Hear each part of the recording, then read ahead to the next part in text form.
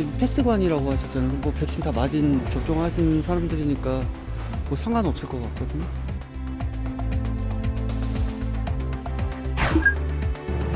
외부 인사들은 이후에 2단계에서 저희가 잘 논의해서 영입해서 발표할 예정입니다.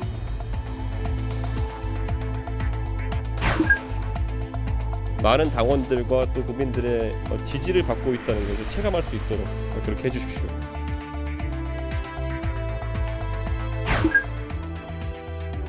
그렇죠. 우리가 안 받아도 돼요. 그럴 바에는 우리 소송을 중분하든지 소상하기들 해가지고 단체 네트워크를 구축해더라도 그게 낫잖아요.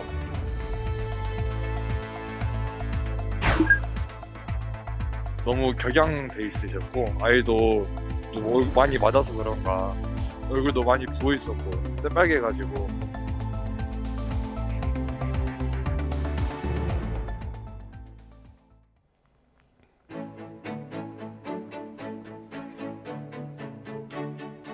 네, 여러분 안녕하십니까? SNS에서 알려주는 몇 년 전 오늘과 같은 그런 일상은 아니지만 심야 영화가 팝콘과 함께 돌아오고 일상 회복 첫날 마침 가을 야구도 시작돼 야구장에선 치킨과 맥주도 다시 등장했습니다. 하지만 지난 주말 헬로윈데이 풍경은 단계적 일상으로 가는 길목에서 염려를 낳기도 합니다. 잠시 뒤에 알아보겠습니다. 네, 이번 대선은 사자 구도로 출발하게 됐습니다. 세 번째 출사표를 던진 안철수 국민의당 대표. 대선 전국에서 어떤 변수로 작용할지 나이트 포커스에서 알아보도록 하겠습니다.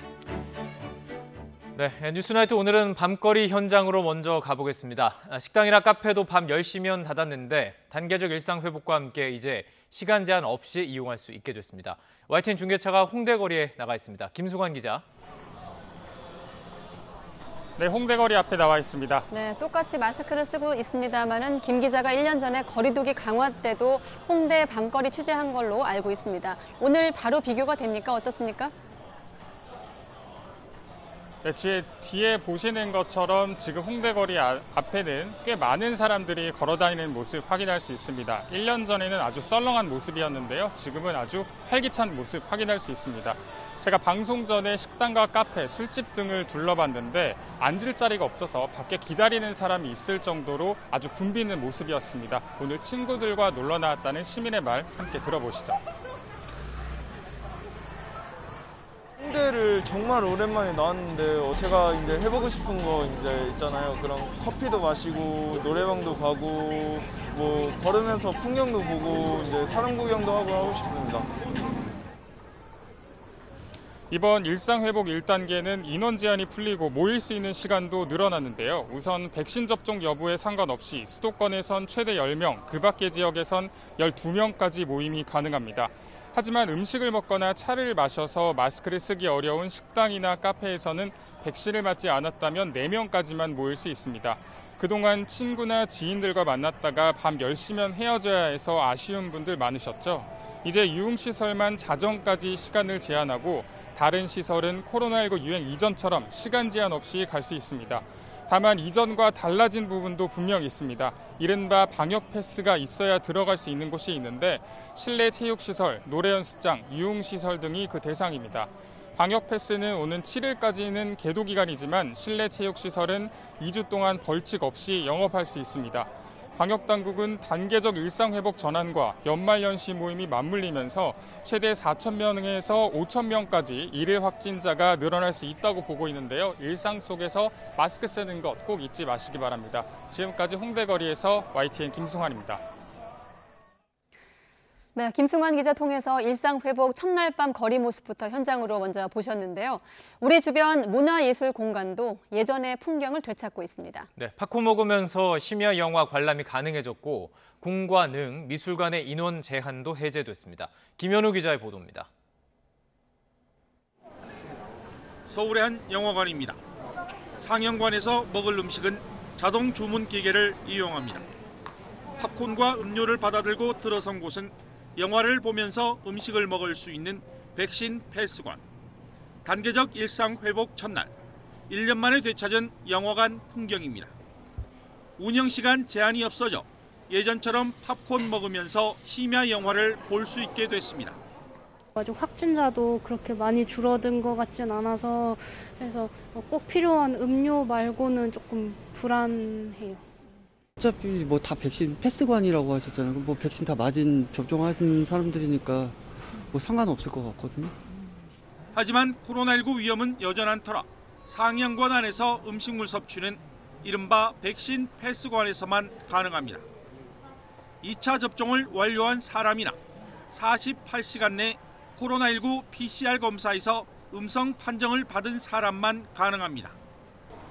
18살 이하 학생은 백신 접종과 상관없이 학생증을 소지하면 입장이 가능합니다. 군과 능에서는 실외 관람 인원 제한이 없어졌습니다. 평소 시민들이 많이 찾는 경복궁입니다. 거리두기 3, 4단계에선 기존 하루 최대 수용 인원의 절반만 입장이 가능했지만 이런 제한이 전면 해제됐습니다. 문화재 시설의 실내 관람과 더 쉬운 관람을 위한 안내 해설도 다시 진행됐습니다. 위드 코로나가 오늘 시작되는 날이어서 또 직접 경복궁 방문을 해서 좋고 또 해설사님이 같이 설명도 해주시는 걸 이렇게 직접 들을 수 있으니까 그 부분이 굉장히 좋았던 것 같아요. 네네네. 주요 국공립 미술관의 관람 인원 제한도 모두 풀렸습니다. 하지만 발열 체크와 방문 등록 등 방역 수칙은 그대로입니다. 이건희 컬렉션 특별전은 여전히 사전 예약을 해야 합니다. 하지만 관람 가능 인원은 늘어났습니다. 보기 힘든 작품을 저희들에게 이렇게 좋은 기회를 주셔서 너무 감사하고 그리고 또 코로나가 이제 위드 코로나로 가잖아요. 근데 이렇게 또 많은 사람들이 볼 수 있다는 것도 또 감사하네요.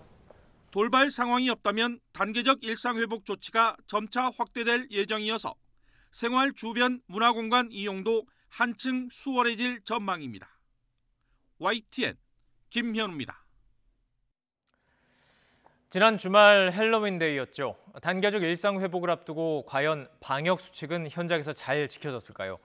전국적으로 방역 수칙 위반으로 적발된 인원은 이처럼 1000여 명이 넘었습니다. 토요일이었던 지난달 30일 630명 정도로 가장 많았습니다. 적발되지 않은 사례도 훨씬 많았을 것으로 추정이 되고 있습니다. 실제 이번 헬로윈데이를 맞아 지난 금요일부터 사흘간 서울 이태원에 쏟아진 인파는 무려 17만 명에 달하는 것으로 파악이 됐습니다. 특히 주말엔 8만 명이 넘는 인파가 이태원 한 곳에 밀집이 됐는데요. 작년과 올해 거리의 모습을 이렇게 비교해 봐도 분위기가 얼마나 달라졌는지 한눈에 확인할 수가 있습니다. 헬로윈데이 인파는 평소에 몇 배 달하는 쓰레기를 보면은 가늠할 수가 있는데요. 오징어 게임에 나왔던 헬로윈 소품과 술병들이 이곳저곳 나뒹굴어서 미화원들이 청소에 더 애를 먹었다는 소식도 전해졌습니다. 이처럼 지난 주말 사이 헬로윈데이 풍경은 단계적 일상 회복 이후 집단 감염이 폭증할지 모른다는 걱정을 낳고 있습니다. 오늘 일단 신규 확진자는 1000명대로 떨어졌습니다. 하지만 하루 평균 환자 수가 지난주 30% 가까이 급증을 했고 또 재생산 지수를 봤더니 이것도 오르면서 코로나19 분위기가 심상치 않습니다. 여기에 젊은 층을 중심으로 헬로윈의 여파가 더해지진 않을까 우려도 커지고 있습니다. 개훈이 기자가 보도합니다. 단계적 일상회복 1단계가 시행된 첫날, 코로나19 신규 환자는 1,600명대 후반을 기록했습니다. 이른바 주말 휴가 덕분에 닷새 만에 1000명대로 떨어진 겁니다. 하지만 지난주 코로나19 환자 추이를 보면 결코 낙관적이지 않습니다. 지난주 확진자 1명이 감염시킨 사람 숫자를 보여주는 감염 재생산 지수는 1.03. 직전 3주 동안 1 미만이었는데 증가세로 전환된 겁니다. 여기에 최근 4주간 하루 평균 확진자 수도 지난주부터 증가세를 보였는데 직전 주보다 무려 28%나 증가했습니다. 단계적 일상회복 시작과 맞물려 확진자 폭증으로 이어지는 것 아니냐는 우려가 나오는 이유입니다. 접종 완료 인구가 훨씬 많은 점을 고려했을 때 미접종자를 중심으로 전파가 주도되고 있고 또 유행 규모가 크다는 것을 알 수 있습니다. 정부는 연말 모임 증가와 겨울철 실내 활동 증가, 백신 미접종자가 1000만 명이 넘는 것이 향후 코로나19 재유행의 위험 요인으로 꼽았습니다. 마스크 쓰기, 주기적으로 실내 환기하기, 증상이 있는 경우 신속히 진단검사 받기, 이 세 가지 방역 수칙을 잊지 마시고 생활 속에서 철저히 실천해 줄 것을 다시 한번 당부드립니다. 이런 가운데 12세에서 15세 소아청소년의 화이자 백신 접종이 시작됐습니다. 접종하기 전에는 아플까 봐 엄청 걱정했는데 맞고 보니까 별로 안 아파요.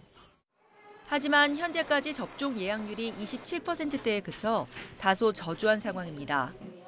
미국 질병통제예방센터는 코로나에 감염됐던 백신 미접종자가 감염된 적 없는 백신 접종자보다 감염 확률이 5배 더 높다는 연구 결과를 발표했습니다.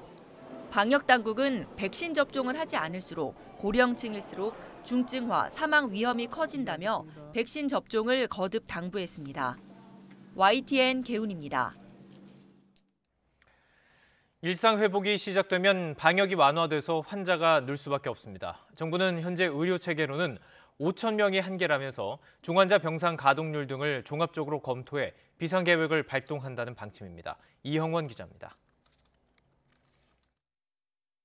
식당, 카페 같은 다중이용 시설이 24시간 문을 열 수 있고 수도권 10명, 비수도권 12명 사적 모임 완화로 웬만한 회식도 가능해졌습니다. 일상 회복 시작과 함께 환자 급증이 우려되는 이유입니다. 각종 모임이나 행사 등등이 상당히 많이 일어날 것으로 보이고 있기 때문에 확진자가 증가하는 것은 불가피할 것이라고 지금. 현재 중환자 병상 가동률은 45.2%, 경증 환자가 쓰는 생활치료센터는 40.9%로 병상 여력은 있지만 앞으로가 문제입니다. 정부는 지금 의료체계로 감당 가능한 하루 확진자 규모를 5천 명 정도로 보고 있습니다. 이를 넘어서고 중환자 병상 가동률이 75%가 되면 일상 회복을 멈추고 비상계획을 준비한다는 방침입니다. 앞서 4차 대유행이 본격화했던 지난 8월 중환자 병상 가동률은 70%에 달했습니다. 전문가들은 70%가 되기 전에 비상계획 가동을 결정해야 제때 치료받지 못해 중증으로 진행하는 환자를 최소화할 수 있다고 지적합니다. 지금 전문가들의 어떤 그 조언에 따르면 한 60% 정도 내외에 있었을 때는 예비 명령을 좀 준비를 해야 되지 않느냐라는 제안들을 하고 있습니다. 정부는 중환자 병상 가동률 외에도 중증 사망자 규모, 확진자 추이 등을 종합적으로 검토해 비상 멈춤을 결정하겠다고 밝혔습니다. 세부적인 기준은 일상회복지원위원회 방역의료분과 논의를 거친 뒤 전문가 의견을 수렴해 마련할 예정입니다. YTN 이영훈입니다. 단계적 일상회복 시행을 코앞에 둔 마지막 날 밤, 방역 수칙을 어기고 밤늦게까지 영업을 하던 주점업주와 손님들이 무더기로 적발됐습니다. 알고 보니 이 주점은 한 달여 전에도 집단 감염으로 홍역을 치른 곳이었습니다. 김혜린 기자가 취재했습니다. 서울 홍대거리 한복판, 주점이 있는 지하로 향하는 문이 굳게 닫혀 있습니다. 일반 음식점으로 등록된 곳이지만 사실상 펍이나 클럽처럼 운영됐던 곳입니다. 이곳 주점은 할로윈데이에서 그 다음 날로 넘어가는 새벽 방역수칙 위반으로 적발돼 열흘 동안 영업을 하지 못하게 됐습니다. 할로윈을 맞아 단속을 벌이던 경찰과 구청 직원 등이 주점에 들이닥친 건 1일 새벽 12시 50분쯤. 영업시간 제한 해제를 불과 4시간 앞둔 시점이었습니다. 1일 0시부터 제한 없는 거 아니냐고 그랬더니 뭐 근거가 있는지 보여달라고 그랬더니 0시라고 큰 글씨로 돌도체로 써 있고 5시는 조그맣게 써 있긴 하더라고요. 그 당시에는 좀 아차 싶었죠. 좀 구체적으로 확인해야 되는데 확인을 안 했으니까. 업주 30살 남성 A씨와 외국인 손님 11명을 비롯해 모두 32명이 적발됐는데 외국인 가운데에는 사기 혐의로 수배가 내려진 33살 일본인 남성도 포함돼 있었습니다. 관할구청은 영업주와 손님 등을 감염병 예방법 위반으로 경찰에 고발하기로 했습니다. 고발 대상이거든요. 영업시간 이후에 영업하는 거는 이제 뭐 경찰서 가서 본인들이 이제 그 사유를 이런 생각 뭐 자출하시면. 알고 보니 이 주점은 지난 9월에도 집단 감염이 일어나 2주간 영업이 정지된 시설이었습니다. 전국 각지에서 모인 베트남인들이 지인 모임을 한 뒤 확산세가 번졌습니다. 자연 환기가 어려운 지하에 있는 탓에 당시 관련 누적 확진자는 74명까지 늘었습니다. 해당 시설은 지하에 위치하고 있어 자연 환기가 어려웠고 밀폐된 환경에서 방문자들의 거리 두기가 어려웠으며 일부 확진자는 마스크 착용이 미흡하여 전파된 것으로 보고 단계적 일상회복 직전 할로윈데이가 겹치면서 사흘 동안 전국에서 방역수칙 위반으로 적발된 사람은 모두 1,289명. 방역당국은 단계적 일상회복 과정에서도 감염이 확산할 가능성에 대비해 고위험 다중이용시설 등에 대한 단속을 강화할 방침입니다. YTN 김혜린입니다.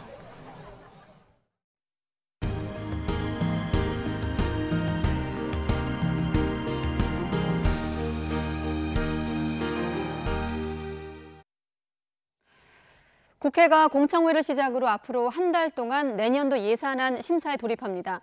특히 대선 국면 속에 이재명 더불어민주당 대선 후보가 꺼낸 전국민 재난지원금을 놓고 여야의 정면 충돌이 불가피해 보입니다. 최하영 기자가 보도합니다. 전국민 재난지원금에 대한 이재명 더불어민주당 대선 후보의 의지는 확고합니다. 민생 현장이 너무 어렵고 또 초과 세수도 있고 하기 때문에 저는 합리적 결론에 이룰 수 있을 것이라고 생각합니다. 처음엔 당혹감을 보였던 민주당도 사실상 예산 지원으로 힘보태기에 나섰습니다. 추가 세수가 당초 예상보다 약 10조 정도 더 이상 거칠 예정입니다. 이 재원을 기초로 우리 국민들에 대한 지원이 충분히 이루어질 수 있도록 뒷받침하겠습니다. 대선 국면에서 나온 이재명표 전국민 재난지원금에 국민의힘은 금권 선거라며 거센 비난을 쏟아냈습니다. 매표 행위를 하겠다는 것, 그거는 참 후한무치한 짓이죠. 자유당 시대의 공신선거나 무슨 다를 바 있습니까? 코로나 초기와 달라서 지금 이제 좀 데이터를 가지고 실제 그 피해를 많이 입은 분들을 위주로 해서 좀 두툼하게 손실 그 보상의 개념으로 좀 지원하는 게. 갈등은 공청회와 함께 문을 연 내년도 예산안 심사에 그대로 옮겨붙을 전망입니다. 민주당은 이 후보의 정책을 뒷받침할 예산을 최대한 확보할 방침이지만 국민의힘은 나라 빚이 1,000조 원 돌파를 앞두고 있다며 송곳 심사를 벼르고 있습니다. 또 국간 열쇠를 쥔 재정당국과의 협의도 넘어야 할 벽입니다. 도전해야죠. 국간을 지키는 사람을 설득하고. 대선 전국 속에 내년도 예산안 심사가 막을 올리면서 앞으로 한 달 동안 여야의 예산 전쟁은 불가피해 보입니다. 내년도 예산안 처리 시한은 다음 달 2일까지로 이때까지 심사를 마칠 수 있을지도 미지수입니다. YTN 최하영입니다. 네, 이재명 후보는 광복회와 대한노인회를 잇따라 방문하며 보수 표심 잡기에 나섰습니다. 민주당은 이 후보의 대선 행보를 지원할 이른바 용광로 선대위 뼈대를 발표했는데 한때 이재명 저격수였죠. 서른 의원이 공동선대위원장을 맡았습니다. 권민석 기자입니다. 더불어민주당 이재명 대선 후보가 광복회와 대한노인회를 연이어 찾았습니다. 후보 선출 후 처음으로 중도 보수층 표심을 겨냥한 행보로 주 지지층이 아닌 대선 본선 확장성에 방점을 찍은 겁니다. 이 후보는 경기지사 시절 자신이 역대 도지사 이력 밑에 친일 행적을 추가한 점을 들며 국가 차원의 친일 행적 조사와 기록이 이루어져야 한다고 말했습니다. 또 독립유공자에 대한 전폭적 지원도 약속했습니다. 기록하고 또 기억하고 예우하고 보상해야 된다는 이 당연한 원칙들이 제대로 지켜지지 않으면 앞으로 우리 공동체가 위기에 처했을 때 누가 나서겠습니까? 열악한 노년층 빈곤 문제 역시 대표 공약인 기본소득 시행으로 해결할 수 있다며 보편적 복지 강화를 거듭 강조했습니다. 우리 회장님께서는 월 1인당 100만 원 이렇게 목표를 말씀해 주셨는데 그렇게 쉬운 일은 아니지만 실제로 우리가 언젠가는 도달해야 될 목표인 것 같습니다. 민주당이 드림 원팀으로 이름 붙인 선거대책위원회 틀도 공개됐습니다. 이재명 저격수를 자청했던 서른 의원이 공동선대위원장을 맡았고 선대본부장, 정책본부장, 대변인 등 캠프 핵심 요직에 이낙연 전 대표, 정세균 전 총리를 지지했던 의원들이 고루 포진했습니다. 이 후보와 각별한 사이인 이해찬 전 대표는 이낙연, 정세균 두 사람과 함께 상임 고문으로 이선에서 조언하기로 했습니다. 다만 새 얼굴이 될 외부 영입 인사는 시간을 두고 합류시킬 예정입니다. 외부 인사들은 이후에 2단계에서 저희가 잘 논의해서 영입해서 발표할 예정입니다. 민주당은 내일 대규모 선대위 출범식을 열고 본격적인 대선 체제로 전환해 이재명 후보의 대선 가도에 당력을 쏟아부을 방침입니다. YTN 권민석입니다. 네, 국민의힘은 대선 후보 선출을 위한 당원 모바일 투표가 시작과 함께 높은 투표율을 보였습니다. 4명 대선 주자들은 표심 끌어모으기에 총력을 쏟으면서 양보 없는 치열한 비방전을 이어갔습니다. 이번엔 이경국 기자입니다. 국민의힘 최종 대선 후보를 뽑는 나흘간의 투표가 시작됐습니다. 당원들을 대상으로 한 모바일 투표 시작 하루 만에 투표율은 이미 40%를 넘어섰습니다. 당원들이 몰려 한때 시스템이 마비되기도 했습니다. 어느 때보다 열기가 있고 또 그리고 관심 많은 경선이었다. 많은 당원들과 또 국민들의 지지를 받고 있다는 것을 체감할 수 있도록 그렇게 해주십시오.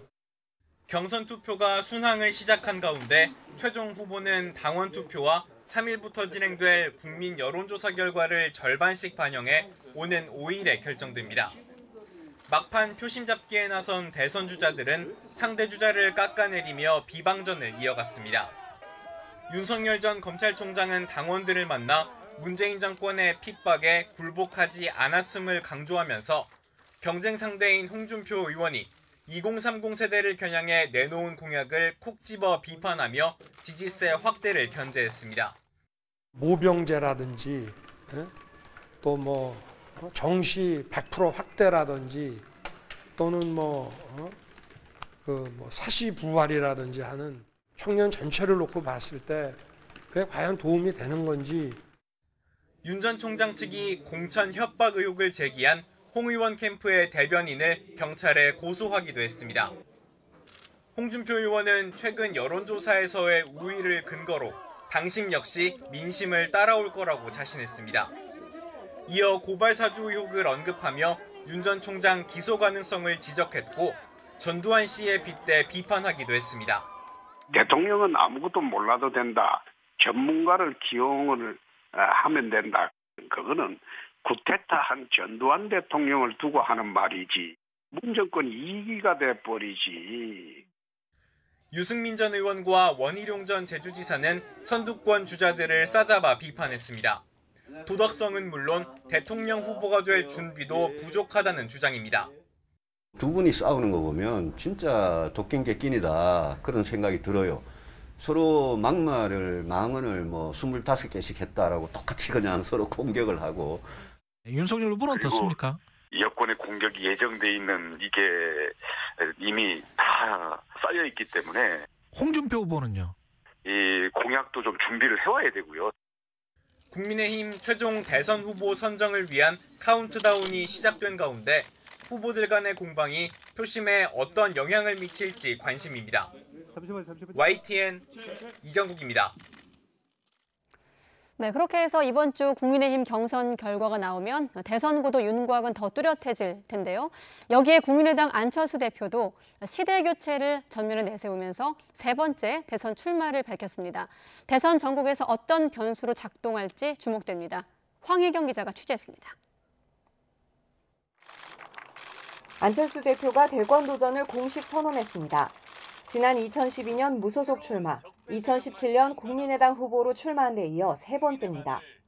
화두는 시대 교체입니다. 더 늦기 전에 산업화 시대, 민주화 시대를 넘어 선진화 시대로 나아가는 시대 교체를 해야 합니다. 더 좋은 대한민국을 만들 수 있습니다.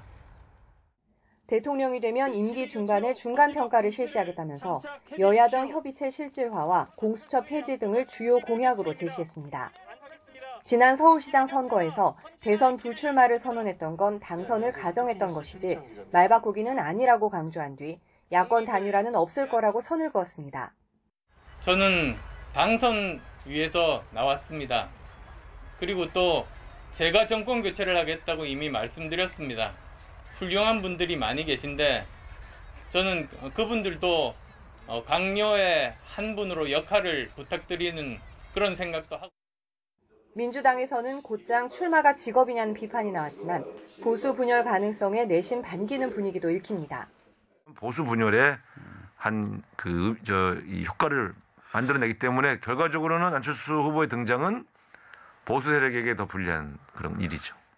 실제 안철수 대표는 각종 여론조사에서 2%에서 6%의 지지율을 보이고 있는데 국민의힘 대선 후보들은 야권 분열은 필패라면서 일제히 손을 내밀었습니다. 중도 지향적인 분들을 모시고 오려면 안 대표가 없어서는 안 됩니다. 과거 DJP 연대하듯이 세력 대 세력을 서로 연대를 해서 공동정부를 창출할 수도 있고 제3지대의 후보를 단일화 노력도 안 하고 그대로 두고 선거를 치른다는 거는 저는 그거는 매우 어리석은 짓이라고 생각합니다. 이 같은 손짓에 당장 응할 생각이 없는 안 대표는 김동연 전 부총리와의 연대설에도 문재인 정부의 공과부터 밝히라고 선을 그었고 김 전 부총리 측은 구태 정치 선언이라고 맞받았습니다. 안철수 대표가 단호한 완주 의사를 밝히고 있지만 민주당과 국민의힘 후보가 끝까지 초접전 양상을 보일 경우 막판 단일화와 합종 연행 가능성은 배제할 수 없습니다. YTN 황혜경입니다. 고심 끝에 유동규 전 본부장 등에게 배임 혐의를 적용한 검찰은 배임 액수를 최소 651억 원으로 산정했습니다. 특정하지 못한 액수까지 합하면 성남시 측에 수천억 원의 손해를 끼쳤다는 게 검찰의 판단입니다. 특히 검찰은 그동안 수사에 협조해오던 정영학 회계사도 공범으로 적시했습니다. 김경수 기자가 보도합니다. 지난달 21일 검찰이 가장 먼저 재판에 넘긴 유동규 전 성남도시개발공사 기획본부장 공소장에는 배임 혐의가 적시되지 않았습니다. 유 전 본부장 기소 일주일 전 배임과 뇌물 혐의를 적용했던 화천대유 대주주 김만배 씨 구속영장이 소명 부족을 이유로 법원에서 기각된 영향이 컸습니다. 성남시 등 당시 윗선 수사로 이어질 배임 혐의에 대한 수사가 미비한 것 아니냐는 비판이 잇따랐고 검찰은 뒤늦게 성남시청을 압수수색하는 등 보강 수사를 이어왔습니다. 재청구된 김만배 씨 구속영장과 유 전 본부장 추가 공소장에 적시된 배임 혐의 구조는 일단 앞선 수사 때보다는 좀 더 구체화됐습니다. 우선 유 전 본부장과 김 씨 등이 공모해 사업 공모 지침서부터 민간업자에 유리하게 작성했다는 내용이 담겼습니다. 출자 지분율에 따라 이익을 배분하지 않고 성남도시개발공사 몫의 이익은 사실상 한정하도록 했다는 겁니다. 사업자 선정 과정에서도 화천대유가 참여한 컨소시엄에 점수를 몰아주는 등 불공정하게 배점을 조정한 것으로도 드러났습니다.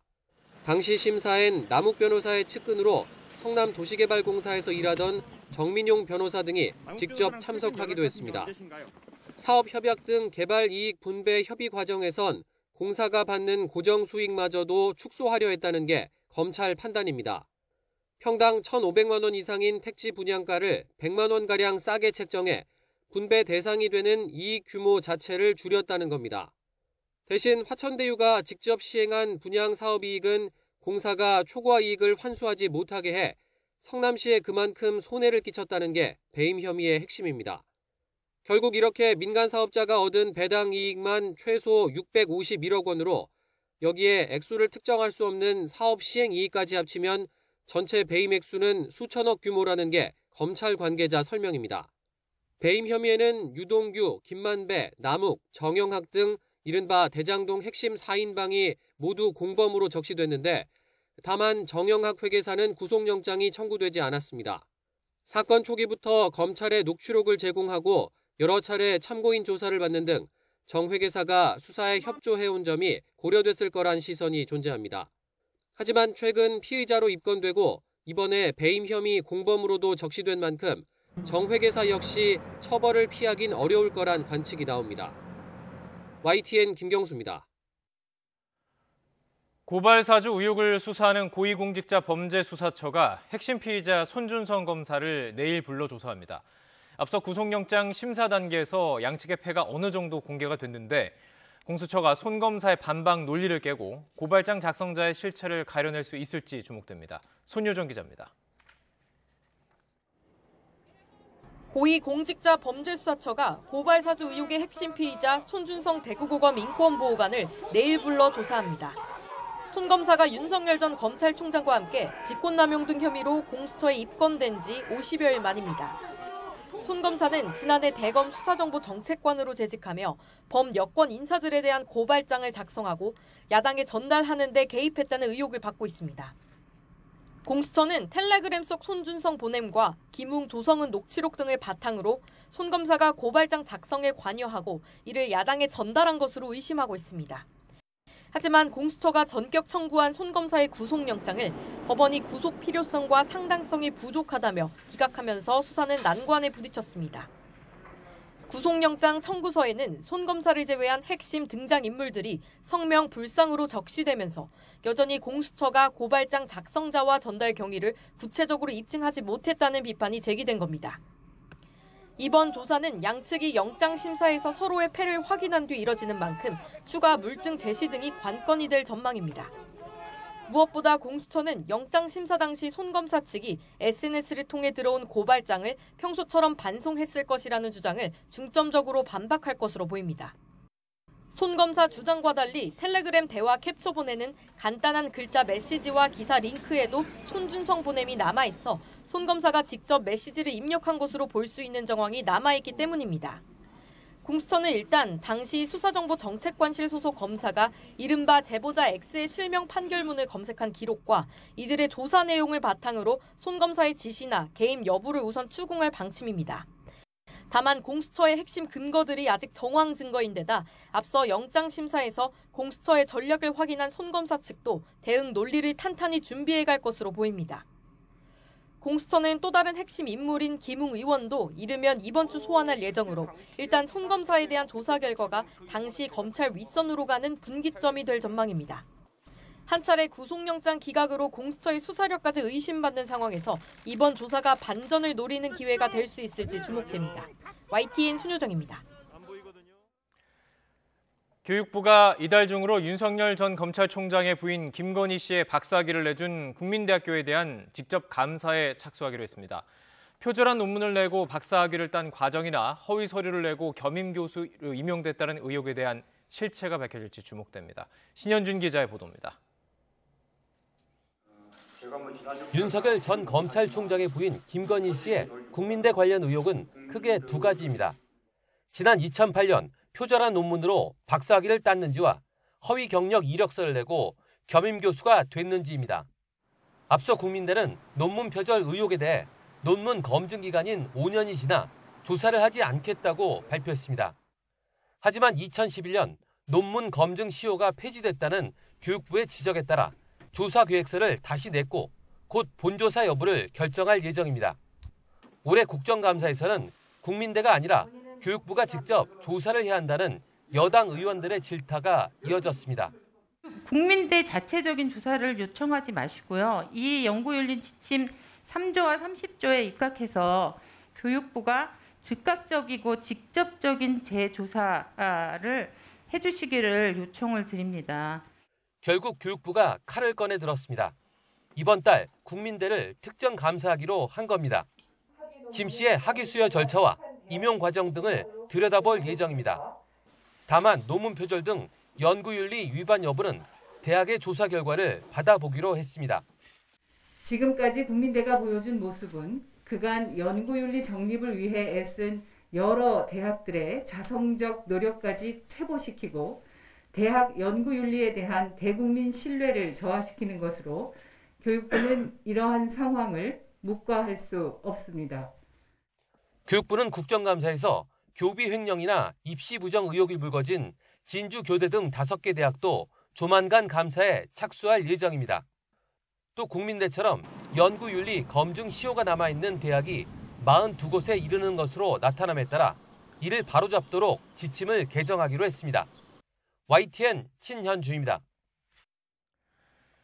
지난달 25일 인터넷 마비 사태에 대한 KT의 보상 방안이 나왔습니다.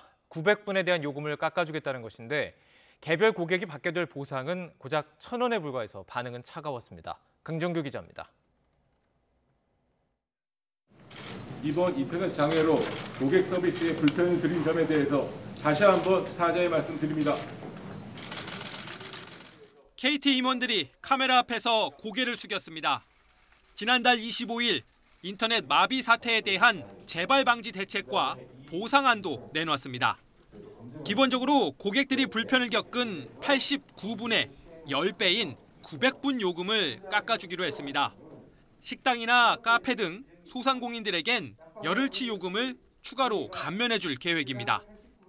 별도의 보상 절차 없이 접수 절차 없이 12월 청구되는 11월 이용 요금분에서 보상 금액을 일괄 감면하여 보상하겠습니다. KT가 추산한 전체 보상 금액은 350억 원에서 400억 원 규모. 그러나 피해를 입은 3,500만 고객들이 개별적으로 받는 돈은 몇천 원에 불과합니다. 휴대전화 가입자의 경우 월 요금 5만 원 기준 1,000원 남짓.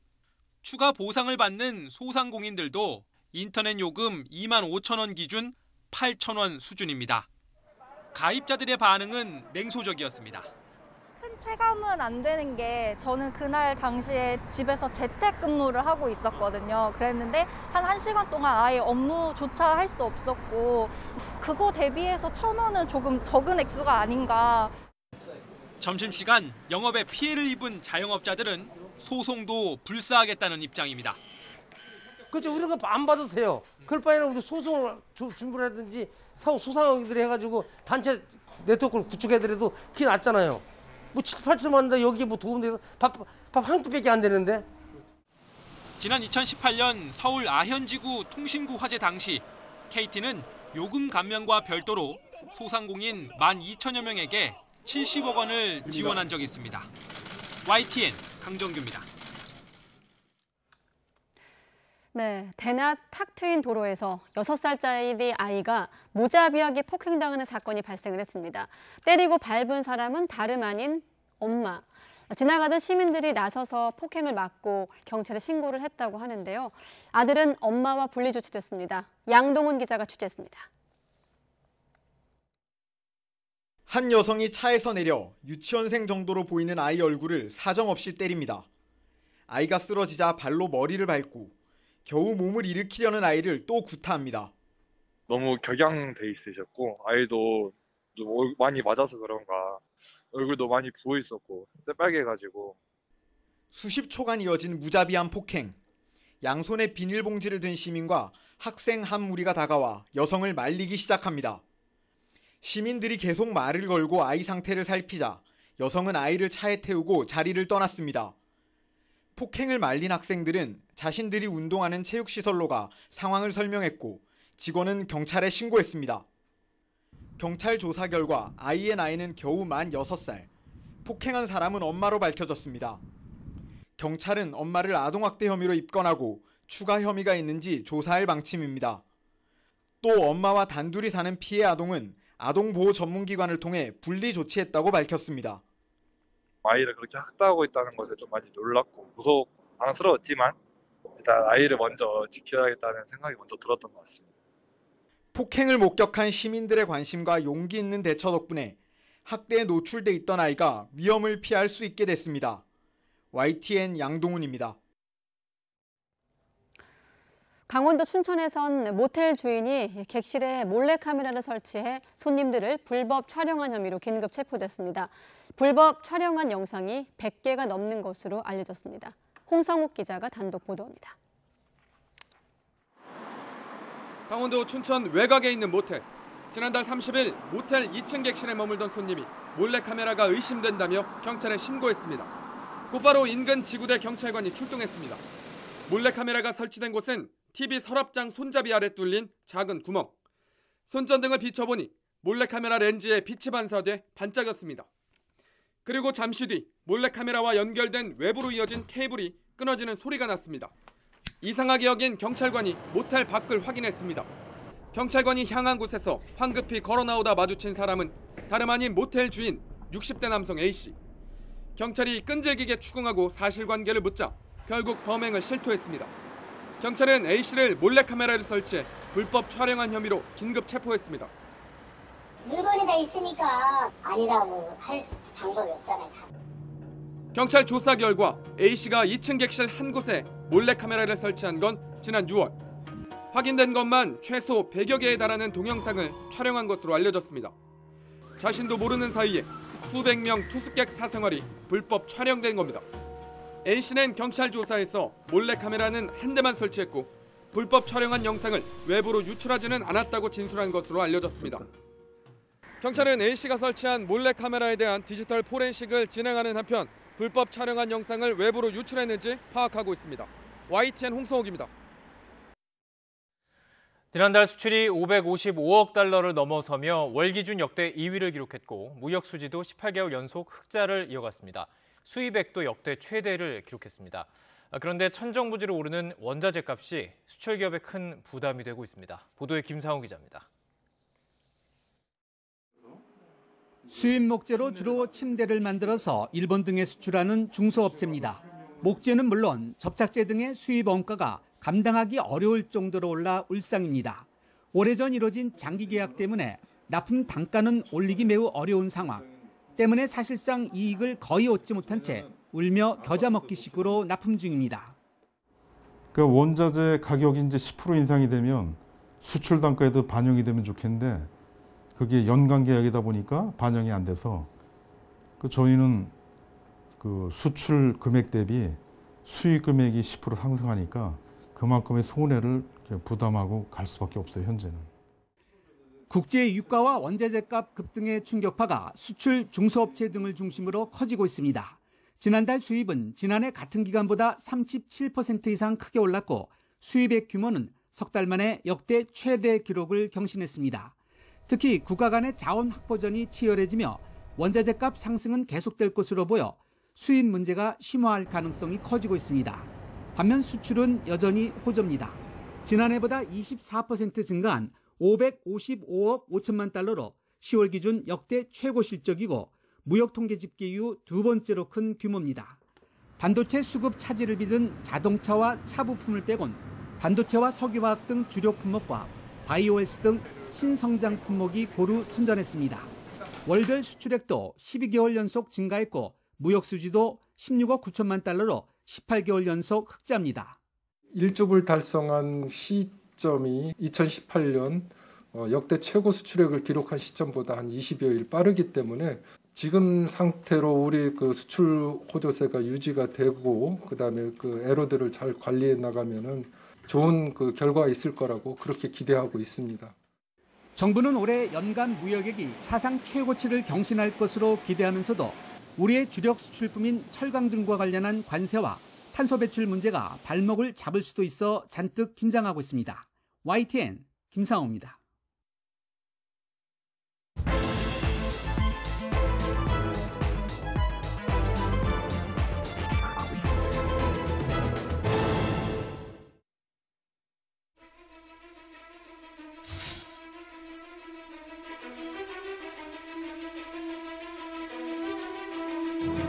문재인 후보와 저는 의견을 좁히지 못했습니다.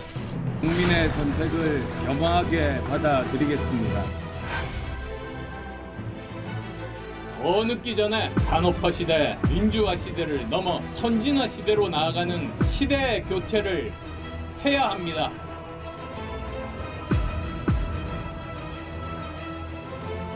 중도지향적인 분들을 모시고 오려면 안 대표가 없어서는 안 됩니다. 제3지대의 후보를 단일화 노력도 안 하고 그대로 두고 선거를 치른다는 것은 매우 어리석은 짓이라고 생각합니다.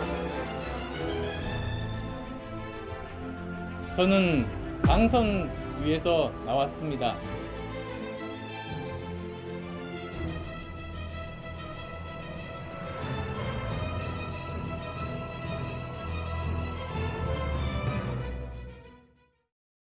네, 세 번째 출사표.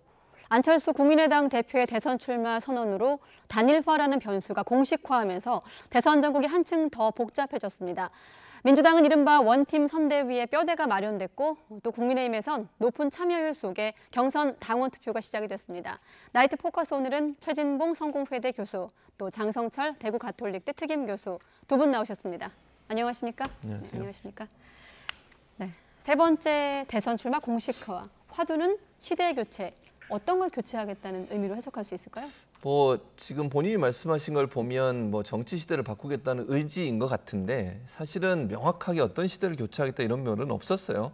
그러니까 본인이 내세운 여러 가지 이제 차별화 전략 중에 하나가 50% 이상 중간 평가를 받겠다라고 얘기를 했고요.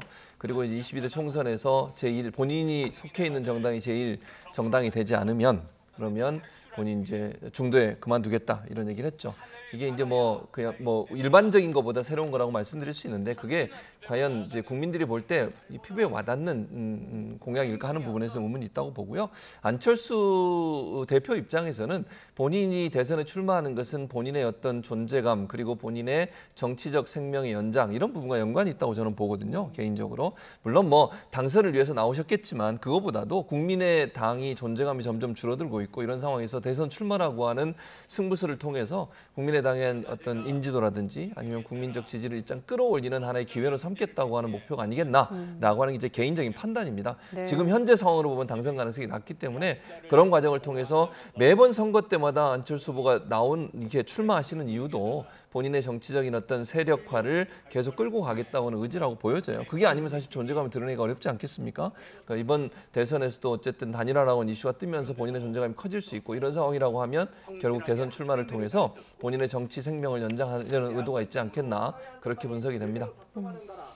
저는 출마 선언한 날이기 때문에 좀 비판은 가급적 자제하고 좋은 얘기를 해드리겠습니다. 지도자에 걸맞는 대선 후보를 출마하려는 지도자에 걸맞는 가치와 철학을 얘기를 잘 하셨다라고 말씀드립니다. 국민과 함께 시대의 교체를 하겠다. 이 말은 무슨 말이냐면 우리나라는 산업화와 민주화 시대를 거쳐 결국에는 선진화 시대로 가야 된다. 선진화로 시대를 교체하겠다라는 본인의 철학적인 얘기를 했고요. 네. 공약도 중요한 공약을 많이 얘기를 했습니다. 과학기술 중심 국가를 만들겠다. 책임 총리제를 꼭 실천하겠다. 공수처를 폐지하겠다. 중간에 임기를 제가 다시 한번 중간평가를 받도록 하겠다. 이런 굵직굵직한 공약을 자세하게 냈습니다. 그래서 국민 여러분들께서 안철수 후보가 내세운 여러 가지 얘기들에 대해서 한번 꼼꼼히 읽어봐 주시면 좋을 것 같다라는 생각이 듭니다. 네, 우리가 선거 국면 때 이제 후보가 확정되거나 이렇게 후보가 추가될 경우 누가 좀 긴장할까 싶은데 짧게 질문드리면 지금 시점에서 안철수 대표의 출마를 누가 좀 가장 긴장하게 되는 겁니까? 당연히 야당에서 긴장할 수밖에 없죠. 현재로 본다고 하면 안철수 대표는 보수 진영으로 분류되기 때문에 단일화를 해야 되는 이제 숙제가 하나 남겨졌다 이렇게 볼 수 있을 것 같습니다. 네. 11월 5일 날 뽑히는 국민의힘 후보가 가장 긴장할 것 같습니다. 홍준표 후보가 될지 윤석열 후보가 될지 모르겠지만 정권 교체를 하기 위해서는 안철수 후보가 갖고 있는 저 표가 분산이 되면 정권 교체하기 힘들어요. 그래서 국민의힘 후보가 가장 많이 긴장하고 큰 숙제를 떠안게 됐다라고 말씀드립니다. 그래서 민주당에선 내심 반기수도 있다라는 분석이 나오는데 그건 잠시 뒤에 들어보기로 하고 먼저 안철수 대표의 출사표를 잠시 잠깐 들어보도록 하겠습니다. 저는 당선 위해서 나왔습니다. 그리고 또 제가 정권 교체를 하겠다고 이미 말씀드렸습니다. 훌륭한 분들이 많이 계신데 저는 그분들도 강요의 한 분으로 역할을 부탁드리는 그런 생각도 하고 있습니다. 네, 일단 완주 의지를 강조한 것도 눈에 띄지만 이 현장에서 이제 질문 중에 말 바꾸기 논란에 대한 어떤 설명도 나왔거든요. 그렇죠. 그러니까 지난번에 서울시장 출마하면서 본인 대선 출마 안 하겠다고 얘기를 했거든요. 거기에 대한 질문이 나오고 거기에 대한 비판의 목소리가 있는데 어떻게 생각하느냐라고 질문했더니 그건 본인이 서울시장에 당선되는 걸 전제로 얘기했다고 얘기를 했어요. 근데 그것도 사실은 국민들의 입장에서 보면 말 바꾸기라고 보일 가능성이 저는 있다고 봅니다. 그 당시에 예를 들어서 정말 대선 출마 안 하겠다고 하면 내가 당선되면 대선 출마 안 하겠다 이런 얘기를 한 적이 없어요. 그냥 본인이 서울시장 출마하면 대선 출마하지 않겠다고 선언을 했기 때문에 그건 그대로 받아들일 수밖에 없는 거거든요. 그런데 지금 와서 이제 본인이 다시 출마를 선언하면서 서울시장에 당선되면 안 하기로 생각한 것이지 낙선하는 것을 염두에 두고 한 말은 아니라고 얘기를 하시면 국민들이 볼 때는 조금 납득하기 어려운 설명이다 이렇게 이해가 됩니다. 그러니까 그때는 서울시장이 당선되면 불출마, 대선에 나서지 않겠다고 한 것이라고 했고 오늘 같은 경우도 출사표 안에 이를테면 배수의 진이 있거든요. 안철수 대표의 화법으로 좀 볼 수 있을까요? 근데 안철수 후보가 이때까지 좀 말을 많이 바꾼 것이 아니냐라는 평가를 많이 받아오지 않았습니까? 그렇다면 이것도 오늘 얘기한 것도 과연 저 말을 지킬까라는 생각이 듭니다. 안철수 후보의 입은 완주를 얘기하고 있지만 발걸음은 단일화라는 신발을 신고 걸어가게 될 것이다 라고 저는 말씀을 드리고 싶어요. 왜냐하면 현재 안철수 후보의 지지율이 당선되기에는 상당히 좀 부족하지 않습니까? 물론 더 높아질 수 있겠죠. 그렇다면 본인의 독자 출마, 독자 세력으로는 정권을 교체할 수가 없으니 지금 제1야당인 국민의힘 후보와 함께 단일화를 통해서 시너지 효과를 얻어서 본인이 후보가 된다면 정권 교체할 수 있는, 본인이 대통령 될 수 있는 가능성이 높아지는 거죠. 그 길을 당연히 갈 것이다 라고 말씀드립니다. 네, 그러니까 입으로는 완주를 얘기하지만 발걸음은 단일화의 걸음을 걸어갈 것이다. 그래서 이제 야권에서 벌써부터 러브콜을 보내고 있고 여권에서는 일단 비판의 목소리를 겉으로 내고 있지만 호재가 될 수도 있다는 기대감도 엿보이거든요. 역시 발언 들어보도록 하겠습니다. 보수 분열에 이 효과를 만들어내기 때문에 결과적으로는 안철수 후보의 등장은 보수 세력에게 더 불리한 그런 일이죠. 중도지향적인 분들을 모시고 오려면 안 대표가 없어서는 안 됩니다.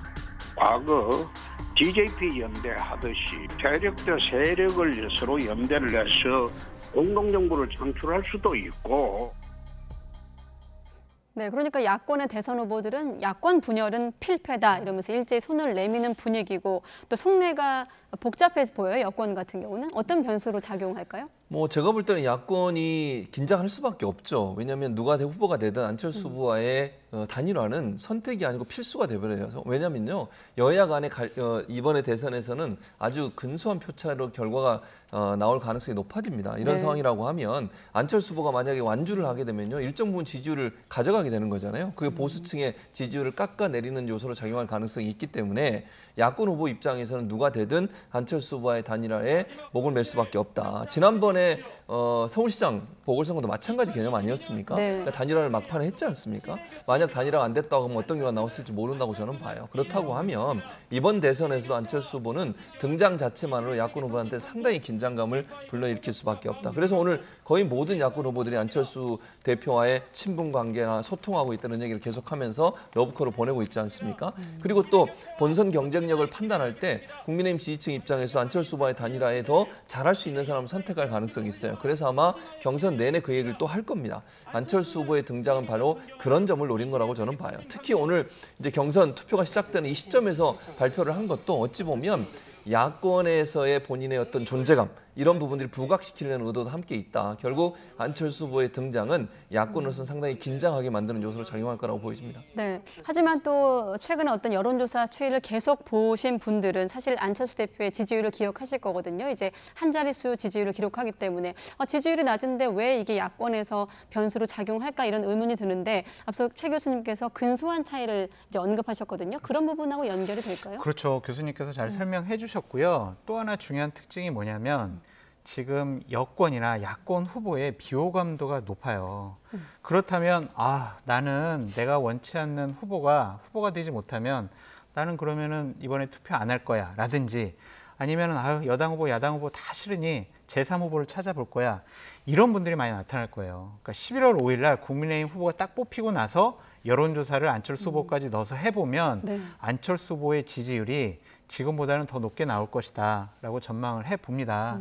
그렇다면요, 2, 3% 차이로 대선 본선이 결정될 건데, 그렇다면 안철수 후보가 대략 5에서 10% 정도의 지지율이 나오게 되면 다음번 대선에 당선자를 결정할 수 있는 결정적인 키를 갖고 있다라고 말씀을 드립니다.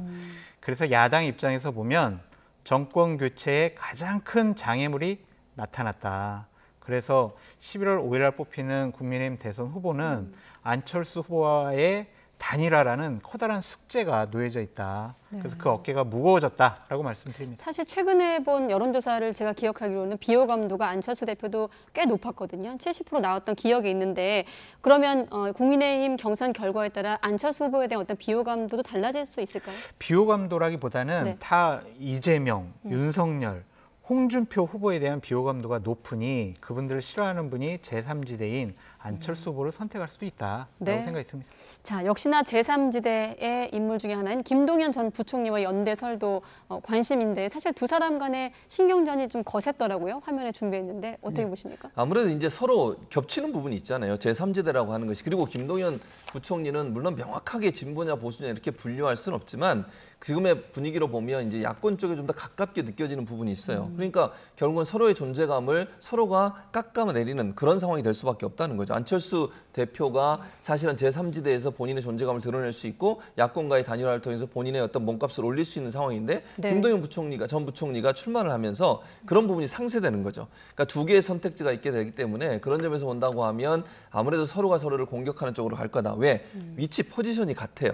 그러니까 정치적 상황에서 봤을 때 두 사람이 차지하고 있는 그 포지셔닝 자체가 겹치는 부분이 있기 때문에 한 사람만 있어야 하는데 두 사람이 있는 거잖아요. 이런 상황에서는 서로가 서로에게 공격적인 태세를 갖추고 본인이 더 제3지대 후보로서 능력이 있다는 부분을 부각시키기 위해서 서로가 서로에게 견제를 할 수밖에 없는 상황이다. 이렇게 보여집니다. 네, 정리해보면 안철수 대표도 선을 긋고 있고 또 다른 제3지대 인물도 선을 긋고 있습니다만 언론에선 야권 단일화가 힘을 받고 있다고 하고 있습니다. 그 행간의 의미는 두 분께서 짚어주셨기 때문에 앞으로 주도권 싸움이 어떻게 좀 전개될지는 한번 지켜보도록 하겠습니다.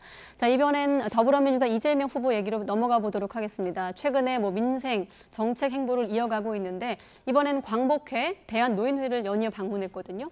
네. 어떤 행보로 보십니까? 어차피요, 선거는 우리 진영의 표만 갖고 당선될 수가 없어요. 첫 번째는 중도로 확장을 해야 되고요. 그리고 합리적인 보수나 우파 쪽에 지지도 받아야 결국엔 당선이 될 수가 있습니다. 우파 쪽의 지지를 받지 않더라도 우파 후보에게 표가 덜 가도록 노력을 하는 것이 진보 진영에 있는 후보가 해야 될 일이라고 생각됩니다. 그러한 노력 차원에서 광복회라든지 대한노인회를 갔는데 광복회 같은 경우에는 또 지금 광복회 회장은 또 지금 진보 진영 인사가 좀 하고 있지 않습니까?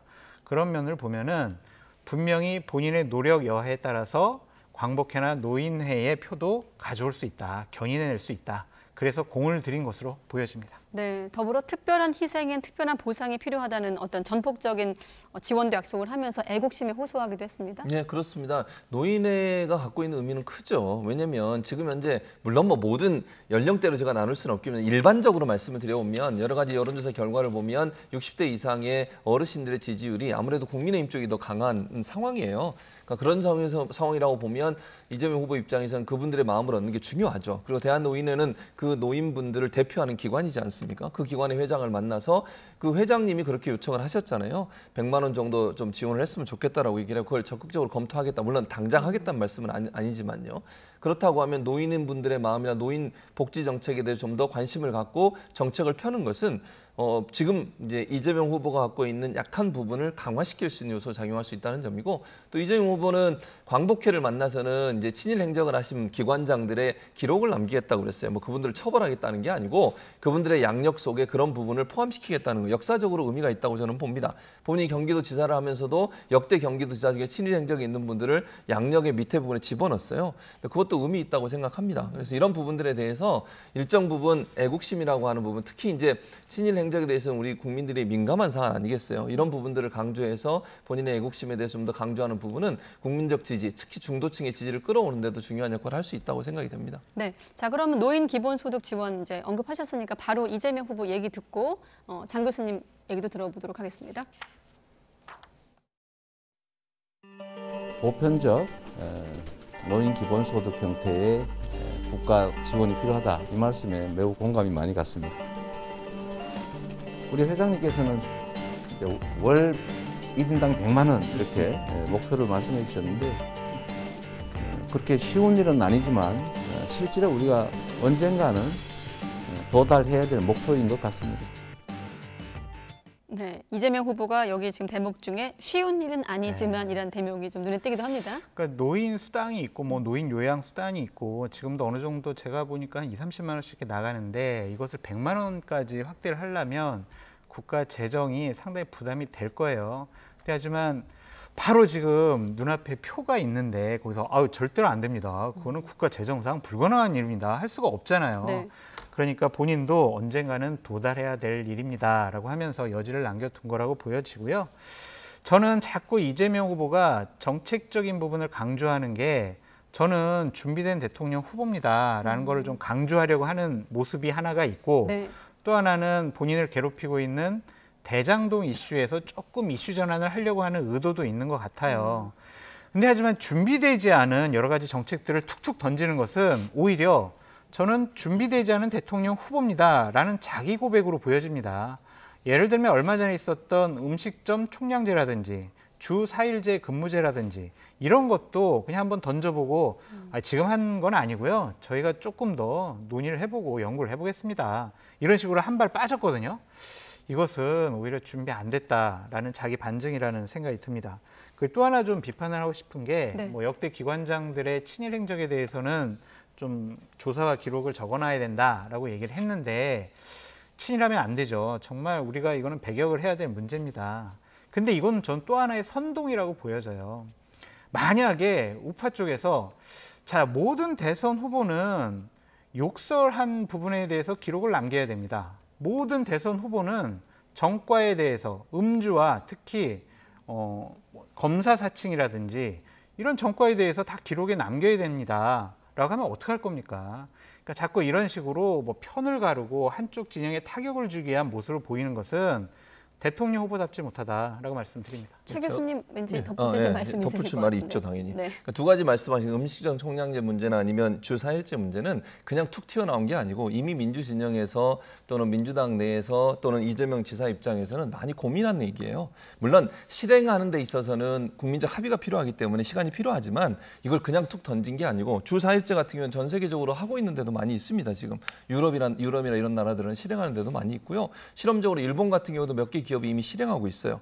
그리고 코로나19 이후에 사실은 이제 대면보다는 비대면으로 회의를 하거나 아니면 영상으로 회의를 하는 일들이 좀 잦아지면서 주 4일제 근무가 하나의 대안으로 떠오르고 있고 논의 대상이 되는 것입니다. 그래서 이게 툭 튀어나와서 그냥 던진 게 아니고 오랫동안 고민하고 있는 내용을 던졌고요. 물론 이게 실행 과정 가는 데는 아까도 말씀드렸듯이 국민적 합의가 반드시 필요해요.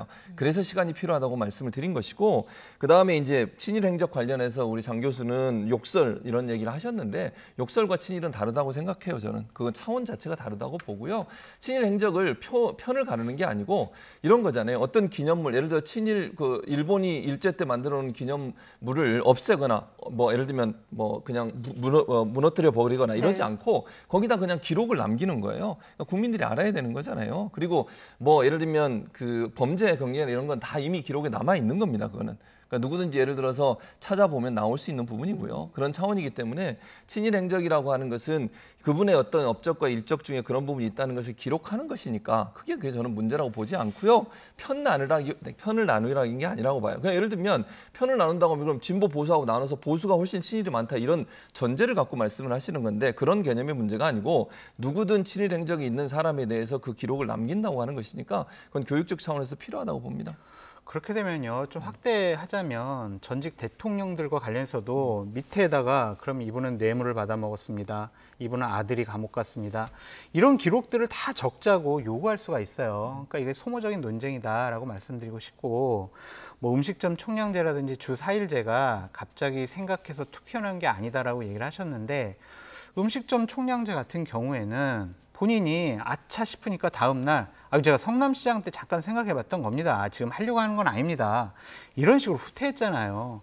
그리고 주 4일제 같은 경우는요. 이걸 하려면은 노동법을 상당히 많이 고쳐야 되고 이 법의 혜택을 많이 받는 부분은 결국엔 대기업에 다니시는 분, 공무원 이런 분들만 혜택 받아요. 정말 하루하루 일당으로 먹고 사는 분들 같은 경우에는 이 부분에 해당이 되질 않아요. 오히려 노동자들의 임금을 더 하락시킬 수가 있고 상대적인 박탈감을 더 확대시킬 수가 있다. 네. 그러니까 물론 더 논의를 해봐야 되겠지만 이런 것들은 좀 신중하게 꺼내시는 게 어떨까라는 생각이 듭니다. 여기에 대해서 이제 순서상으로는 최 교수님 말씀 들을 네. 차례인데 한마디만 제가 얹으면 그러니까 이제 정리하면 논쟁적인 어떤 정책 선점을 좀 이어가는 행보를 이재명 후보가 보이고 있습니다. 앞서 보신 대로 지금 예산 전국에서도 이재명 후보가 던진 어떤 재난지원금 놓고 여야가 충돌을 하고 있기도 하고요. 근데 거기에 대해서 장 교수님은 이제 이슈 선점에는 성공을 했지 했지만 준비되지 않은 오히려 모습을 보이고 있다고 했는데 덧붙여서 어떻게 보십니까? 준비되지 않은 게 아니고 지금 장 교수 말 그대로예요. 장 교수가 뭐라고 했냐면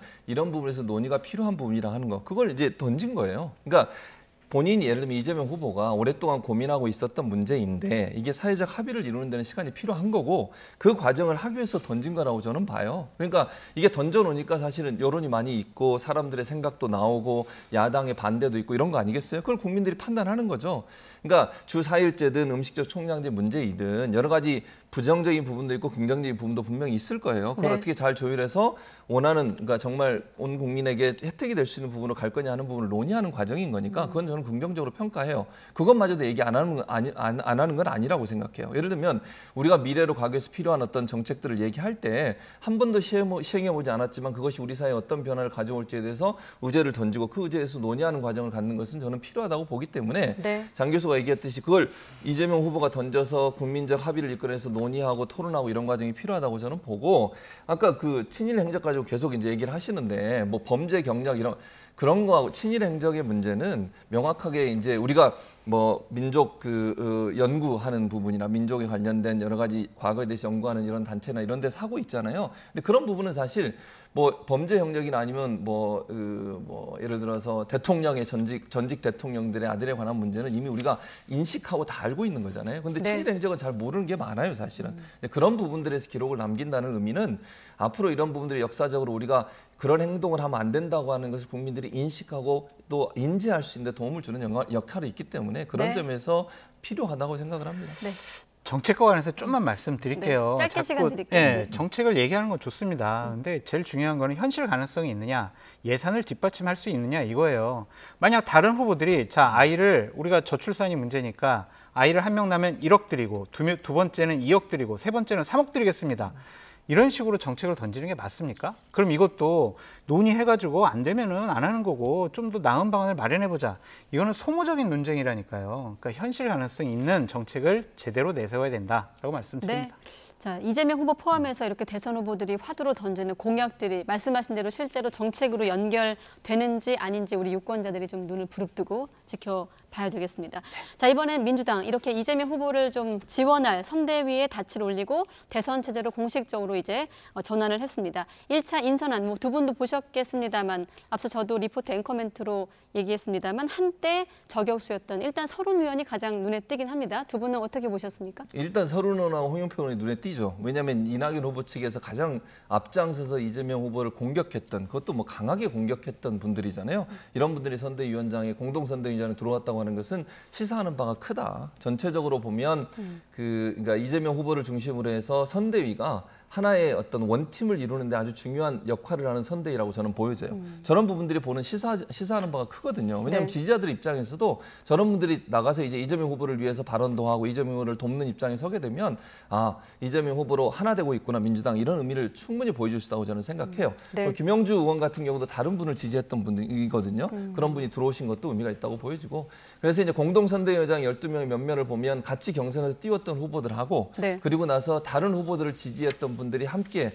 연합해서 활동을 함으로써 소위 영광로 선대위라고 하는 원팀을 이루는 데 아주 중요한 시사점을 보여줬다. 그것이 국민들에게 보여지는 면도 있고 또 민주당 지지자들이나 아니면 중도층에 있는 분들 입장에서 안정적으로 이재명 후보의 선대위가 출범을 하고 있고 네. 진행이 되고 있구나 이런 얘기를 보여주기 때문에 저는 상징적으로 의미 있는 그런 선대위다 이렇게 볼 수 있을 것 같습니다. 저는 상징적으로 형식적인 선대위다라고 말씀을 드리겠습니다. 그러니까 물론 안 하는 것보다는 난데 형식적이에요. 지금 공동선대위원장 분들을 보니까 네. 기본적으로 원내대표 했던 분이거나 아니면 상임위원장 했던 분으로 보여집니다.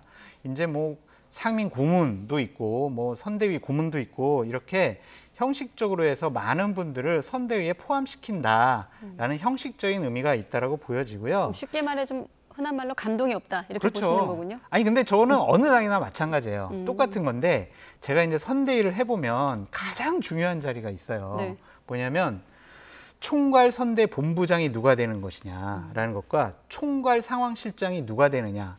이분들이 거의 선거의 실무 핵심 기획을 하고 지시를 하는 분들이거든요. 이 두 자리에 누가 가 있느냐를 우리 봐야 되고 또 하나는 비서실 팀에 메시지 팀장과 일정 팀장은 누가 하느냐. 이것이 가장 핵심이에요. 선거를 치를 때. 그래서 다른 부분들은 다 뭐 형식적으로 연륜과 뭐 직책에 맞는 분들을 넣겠지만 이 4가지 직책만큼은 누가 가는지를 눈여겨봐야 될 것 같다라고 말씀드립니다. 일단은 지금 뭐 개문발차 형식으로 띄우되 추가 인선은 이제 완료될 때마다 공개하기로 했는데 교수님은 어떻게 보십니까? 그러니까 앞으로 누굴 좀 영입을 해야 이를테면 감동이 있는 걸까요? 감동은 지금 그건 장 교수 개인 생각이고요. 그러니까 물론 장 교수가 말한 것처럼 기본적으로 모든 정당들이 사실은 개별적으로 이런 선대위를 꾸려요. 거의 모든 사람이 들어오죠. 근데 그걸 지금 이제 마치 민주당 선대위가 그런 것처럼 얘기하시면 안 되고 형식적이다 이런 식으로 해요. 이게 아니 저 여야 모든 당이 다 그렇다고 그러니까. 드렸는데요. 앞부분에 그러니까 그 뒤에 부분 그렇게 얘기했는데 앞부분에 얘기한 발언에서 제가 얘기를 하는 것이고요. 지금 말씀하신 것처럼 기본적으로 선대위를 꾸릴 때는 거의 모든 이제 가용 가능한 인력들이 다 들어와요. 그리고 이제 제가 상징적으로 얘기하는 게 왜 중요하냐면 이게 보여주는 면이 분명히 있어요. 그러니까 실제적으로 역할을 하면서 가장 중요한 역할을 하는 사람은 따로 있을 수 있어요. 충분히. 그건 그럴 수 있지만 홍영표 32분이 들어왔다는 것 자체만으로도 사실은 큰 의미를 가진다고 저는 봐요. 그 상징성이 보여주는 의미는 원팀이 되고 있다는 걸 명확하게 보여준다고 보여지고 또 하나 이제 선대위원장 플러스 알파라고 얘기해서 오늘 13명이거든요. 지금 12명의 플러스에서 송영길 대표까지 13명이고요. 거기에 플러스 알파가 있다고 얘기했는데 아마도 참신한 인물이 들어올 가능성이 있다는 생각이 듭니다. 뭐 저는 누구라고 제가 알고 있는 건 아니고요. 아마 좀 젊으면서도 여성일 가능성도 있고요. 우리가 생각하는 기존에 지금 장 교수가 얘기했듯이 기본적으로 늘 선대에 들어왔던 경력 있는 분을 알고 새로운 어떤 그 신선함을 줄 수 있는 그런 분이 선대위원장으로 들어올 가능성은 열려 있다. 이제 그런 분들이 아마 들어오게 되면 또 다른 어떤 그 새로운 신선함을 보여줄 수 있는 기회가 될 거라고 생각을 합니다. 네, 알겠습니다. 추가 인선은 또 추후 발표되면 또 여러분과 함께 다시 이야기를 하도록 하겠습니다. 자, 이번엔 금요일 후보를 확정짓죠. 이 국민의힘 당원 투표가 실시된 첫날 투표 열기가 아주 뜨거웠습니다. 이준석 대표 발언 먼저 들어보도록 하겠습니다. 어느 때보다 열기가 있고 또 그리고 관심 많은 경선이었다 이렇게 자평하고 많은 당원들과 또 국민들의 지지를 받고 있다는 것을 체감할 수 있도록 그렇게 해주십시오. 네, 여긴 안 나왔는데 투표율이 70% 넘으면 탄수화물 끊겠다고 했는데 사실 그건 뭐 본인 다이어트 효과 아닌가요? 네, 그러니까 살이 좀 많이 찐 거 아니냐라는 지적을 좀 많이 받은 것 같고요. 어쨌든 투표율이 높아지면 독려하기 위한 발언이겠죠. 네, 그렇습니다. 네, 실제로 그 투표율이 43.82%, 오후 5시까지 역대 최고를 기록했는데 흥행에 성공했다고 볼 수 있을까요? 완전히 성공을 한 거죠. 보통 국민의힘 계열의 저런 투표율 같은 경우에는요 30%대였어요. 물론 지난번에 이준석 대표가 뽑힐 때는 49%였는데 그때는 당원들이 많이 들어왔습니다.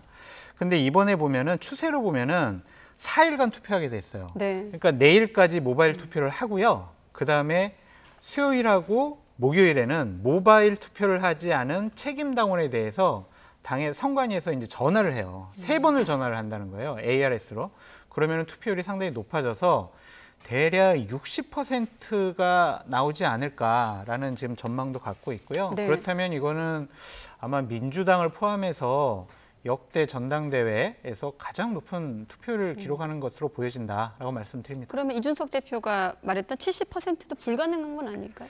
근데 조금 좀 힘들 거는 같아요. 왜냐하면 국민의힘의 지금 책임당원이 대략 58만 명 정도 되는데 제가 옛날에 당대표실에 있을 때 책임당원을 좀 관리해 보니까 10만 명 정도는 이분들은 투표를 안 해요. 어떠한 순간에도 투표를 안 하더라고요. 그래서 일각에서는 유령 당원이 아니냐 그러한 지적도 나오는데 뭐 추론이지만 추론입니다.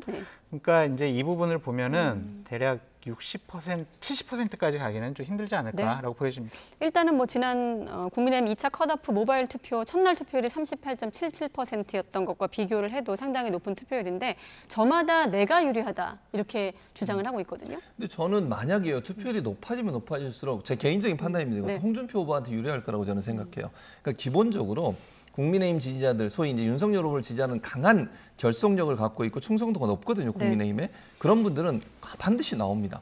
근데 그분들은 기본적으로 투표율을 일정 부분 유지하고 있는 거예요. 근데 그보다 높아졌다는 것은 평소에 투표를 잘 안 하시는 분들이나 아니면 젊은 층 같은 경우에는 당내 경선에 투표를 잘 안 하는 성향이 있는데 그런 분들이 적극적으로 나오는 거라고 보여질 수 있거든요. 그러니까 지금 현재 지난번 이준석 대표가 당대표 나오면서 선거에 참여하면서 당원으로 등록했던 분들, 이분들이 저희 40대 이하가 한 전체 책임당원의 35% 정도 된다고 하는데 이분들이 적극적으로 투표에 나왔을 확률이 있다고 저는 보는 거죠. 그러면 투표율이 올라가면 올라갈수록 평소에 투표에 열심히 참여하지 않았던 분들도 투표에 나오는 것이고 일반인들의 투표가 강화됐다고 볼 수 있어요. 그거는 결국 우리가 이제 일반인에게 지지를 더 많이 받고 있는 소위 바람을 일으키고 있다고 하는 홍준표 후보에게 유리한 가능성이 있다. 왜냐하면 윤석열 후보는 지지층에서 강한 강세를 보이고 있는 거잖아요. 네. 그분들은 항상 투표를 하세요. 그러니까 거기보다 더 퍼센트가 올라간다고 하는 것은 네. 홍준표 후보에게 유리한 상황이 될 거라는 예상이 됩니다. 그래서 지금 대선 주자들 당심을 잡기 위해 총력전을 벌이고 있고 마지막 토론에서도 그게 신경전이 보였는데 앞서 교수님 말씀하신 대목을 좀 연결해 보면 홍 후보가 윤 후보를 향해서 398 후보다 이렇게 말했거든요. 왜 그런 말이 나왔을까요? 한번 들어보시죠. 윤 후보님 요즘 뭐 내가 참 언짢겠지만 398이라는 후보라는 그 이야기 들어보셨죠? 20대에는 3%, 30대에는 9%, 40대에는 8%. 그거 가지고 본선 치르기 어렵습니다. 홍준표라고 안 하고 꿔준표라 그래서 본선에 가서는 전부 민주당 찍을 사람들인데 그걸 확장성이라고 생각을 하십니까? 네, 홍준표 후보는 398 후보다라고 공격을 했고 윤석열 후보는 꿔준표다. 뭐 의미를 떠나서 귀에 좀 둘 다 들어오긴 합니다. 근데 서로 상대 지지하는 분들에 대해서 상대 모욕적인 발언을 한 부분은 분명히 잘못됐다라고 네. 지적을 해주고 싶어요. 기본적으로 서로에게 역선택이야 아니면은 우리를 지지 안 할 거야 결국엔 이런 식으로 공격을 해야 되는데 중도 외연 확장을 할 수 있다라는 가능성을 보여준 것만 해도 홍준표 후보가 지금 받고 있는 40대 이하에서의 지지율은 역대 보수 우파 쪽의 대권 후보가 네. 받지 않았던 지지율이에요. 그렇다면 상당한 큰 의미를 둬야 된다. 저런 지지세를 본선까지 어떻게 끌고 갈 것이냐, 견인해낼 것이냐, 그것이 중요한 문제다라고 말씀드립니다. 자, 이런 분위기 속에서 이제 국민의 경선이 좀 혼탁해지고 있다 이런 비판이 나오고 있는데 윤석열 캠프에서 홍준표 캠프 대변인을 고소를 했습니다. 왜 고소를 했냐면 어떻습니까? 그러니까 윤석열 캠프 중진 의원이 공천을 빌미로 자신의 부모인 당협위원장한테 윤 후보를 지지하라 이렇게 협박을 했다는 익명의 글이 한 대학 게시판에 올라오지 않았습니까? 네. 근데 그 게시판을 올렸다고 하는 젊은 친구 같아요. 젊은 친구가 어제 오전에 11시에 저한테 전화번호를 모르는데 페이스북 메신저로 저한테 연락이 왔어요. 아, 교수님한테요? 예, 그래서 제가 지금 보면서 말씀드리면 교수님 안녕하세요. 저는 제보자입니다. 아버지께 죄송하지만 윤석열 후보 측에서 그 글을 올린 거를 홍준표 캠프의 자작극으로 몰아가는 모습을 보니까 화가 너무 치밀습니다. 그래서 제가 홍 후보님께 도움이 된다면 언론과 인터뷰할 생각도 해야 되는데 어떻게 했으면 좋겠습니까? 라고 저한테 이제 문의를 해왔어요. 네, 그러니까 다시 한번 확인차 여쭤보면 그 익명의 글을 올린 게시자라는 말씀이신 맞습니다. 거죠? 그러면서 본인이 그런 글을 올렸다라고 그걸 올린 것도 저한테 이제 보내왔어요. 네. 근데 문제가 생길까 봐 자기가 바로 삭제를 했다라고까지 얘기했습니다. 그래서 제가 그랬어요. 젊은 분 같은데 이렇게 정치인들이 서로 공방을 하는 데 있어서 끼지 않았으면 좋겠다. 왜냐하면 상처를 받을 수 있고 법적으로 문제가 될 수가 있으니까 그냥 정치권의 상호의 공방으로 그냥 끝내도록 지켜보시는 게 어떻겠느냐. 제가 그렇게 조언을 해드렸습니다. 네, 그럼 실제로 그 익명의 게시자가 자신의 입장을 밝힐 가능성은 좀 낮다고 봐야 될까요? 아까 제가 7시에 한 방송에 나가서 얘기를 하고 나서 아까 8시쯤에 다시 저한테 문자가 왔어요. 네. 교수님 하시는 방송 잘 봤다. 그러면서 어떻게 할까요? 그래서 그래도 그냥 이 부분은 그냥 본인이 감내하고 더 이상 확대를 안 시키는 게 저는 좋을 것 같다. 정치권의 일에 끼어드는 것, 여기에 관여되는 것 자체가 되게 큰 피해가 되고 상처가 될 것 같다라고 조언해 줬습니다. 네, 일단은 장 교수님께서 그 익명의 글을 쓰신 분의 내용을 소개하셨습니다만 일단 윤석열 캠프 쪽에선 허위 사실 공표라며 이제 대변인을 홍준표 캠프 쪽 이제 대변인을 고소한 상황입니다까지 제가 이제 확인을 해드리고 여기에 대해서 최 교수님은 어떻게 보고 계십니까? 그러니까 저는 이제 장 교수가 잘 이렇게 본인이 직접 받은 거잖아요. 네. 받은 거고 그분이 직접 글을 쓴 걸로 보여지기 때문에 저거는 상당히 심각한 문제라고 생각해요. 저게 진짜 사실이라면 지금 장 교수가 다 설명하시고 또 글을 올렸다는 분이 본인이 직접 또 장 교수한테 연락을 하신 거니까 일부러 그럴 이유는 없잖아요. 거짓말로. 그런 상황이라고 하면 저거는 상당히 심각합니다. 왜냐하면 그 윤석열 캠프에 있는 분들이 만약에 정말 공천을 빌미로 해가지고 협박성 뭐 발언을 하거나 아니면 윤 후보를 지지해라 이렇게 얘기했다고 하면 그거 자체는 상당히 심각한 문제라고 저는 봅니다. 네. 이런 경선이 공정하게 이루어지지 않고 있다고 하는 논란이 휩싸일 수 있고요. 저는 이제 뭐 고소까지 했잖아요. 고발까지 했고, 그러니까 저 이제 글을 올리신 분 입장에서 상당히 부담이 될 거라고 저는 생각해요. 그런 부분이 만약에 고소까지 되면 저분까지 이제 소환이 될 수밖에 없어요. 사실관계 확인을 해야 되잖아요. 그러면 누가 올렸는지 그게 사실인지 아닌지를. 그래서 저는 이번 일은 어쨌든 경선 막바지에 공천을 빌미로 협박을 했다는 것 자체가 나오게 되면 제가 볼 때는 윤석열 후보 측에는 상당히 큰 타격이 될 거다. 정말 경선을 공정하게 하지 않겠다고 하는 의지가 있지 않겠나. 즉 경선을 혼탁하게 만드는 요소로 작용할 수 있기 때문에 제가 볼 때는 국민들에게 상당히 큰 어떤 비판을 받을 수 있는 그런 요소가 될 거라는 생각이 듭니다. 그러니까 이분이 왜 고민을 했냐면 아버님은 현직 국민의힘의 당협위원장이래요. 그리고 그 아버지는 윤석열 후보를 지지한대요. 근데 본인은 이러한 일이 벌어지고 나니까 윤석열 후보를 지지를 못하겠대요. 자기는 홍준표 후보가 됐으면 좋겠다요. 그런 것까지 저한테 다 고백을 했는데 이런 것이 밝혀지면 아버님하고 의절할 수도 있고 아버님이 큰 피해를 당할 수가 있어서 밤잠을 못 이룰 정도로 고민을 해서 저한테 연락을 한 것이다라고 전해왔었습니다. 네, 알겠습니다. 국민의힘 경선 관련해서 이제 제기된 의혹에 대해서 장 교수님이 전언을 해주신 거고 또 혹시라도 당사자가 공식적으로 입장을 밝히거나 하면 또 YTN에서 취재를 통해서 확인해드리도록 하겠습니다. 자, 시간이 거의 다 됐는데 여론조사 결과 짧게 한 가지만 보고 마무리 짓도록 하겠습니다. 아무래도 이제 국민의힘 최종 경선 발표가 코앞으로 다가왔기 때문에 어떻습니까? 최근에 나온 여론조사 중에 좀 눈에 띄는 부분 어떻게 좀 봐야 될까요? 아무래도 이제 지금으로 보면 전체적으로 지금 여론조사 결과가 나오고 있는 국민의힘 차기 대선 후보 경쟁력만 보면 홍준표 후보가 지금 앞서고 있어요. 그게 이제 추세거든요. 대선적인 추세가 이게 변함없이 계속 되어오고 있는 것이고요. 국민의힘 내 지지자들만 대상으로 해서 여론조사를 하게 되면 윤석열 후보가 더 앞서고 있는 상황이고 이러다 보니까 사실 예측이 상당히 어려운 상황이에요. 근데 제가 아까 말씀드렸듯이 만약에 투표율이 높아진다고 하면 이 국민의힘 차기 대선 후보 경쟁력이라고 하는 이 여론조사 수치가 일정 부분 작용할 가능성이 있다고 저는 보는 거죠. 왜냐하면 국민의힘 열혈 지지층들 그분 빼고 일반인들이나 아니면 새로 당원으로 가입하거나 책임 당원으로 가입한 분들이 적극적으로 투표에 나오게 되면 경선에서 그분들의 영향력이 커지고 그러면 본선 경쟁력이 훨씬 높은 분에게 투표를 할 거다. 지금 윤석열 후보 같은 경우에 최근에 또 마지막 토론회에서 개 식용 문제를 또 얘기했잖아요. 식용계 얘기를 했습니다. 본인이 반려견을 그렇게 많이 키우고 계시는데 아무리 그래도 그렇지 아니 식용으로 쓰는 개를 따로 키우고 반려견은 따로 있다. 이건 정말 반려견을 키우는 분들한테 상당히 큰 충격입니다. 본인도 반려견을 키우면서 그런 반응을 할 수 있다고 하는 것은 이 실언이 끝도 없이 계속되는구나. 이런 불안감이 커지고 있고 또 본인의 부인, 또 본인의 장모가 수사를 받고 있고 재판을 받고 있잖아요. 이런 위험성이나 불안감이 결국은 이미지로 고착화되기 때문에 막판에 가서 정말 본선에서 누가 경쟁력이 셀까 하는 부분을 판단하게 되고 그렇게 되면 실언보다는 아무래도 뭐 여러 가지 논란이 있지만 정치 경륜이 많은 홍준표 후보에게 유리한 상황이 되지 않을까 하는 전망도 가능하다고 생각을 합니다. 네, 경선이 이제 거의 막바지 다다르면서 신경전이 격화하다 보니 말씀하신 대로 여론조사 지금은 뭐 이번 결과는 아닙니다만 국민의힘 지지층에 대한 여론조사를 책임 당원이 투표하는 당심과 좀 직결해서 해석하지 말아라라는 뭐 홍준표 캠프를 포함해서 그런 해석도 있습니다. 그게 일리가 있어요. 네. 왜냐하면은 지금 일반 국민 여론조사에서 국민의힘 지지층 여론조사는 샘플, 연령별, 뭐 세대별 이런 식으로 나눠서 하잖아요. 네. 할당이 돼 있잖아요. 근데 국민의힘 당원 투표는 할당이 없습니다. 그냥 20대가 예를 들면은 지금 대략 20만 명 되거든요.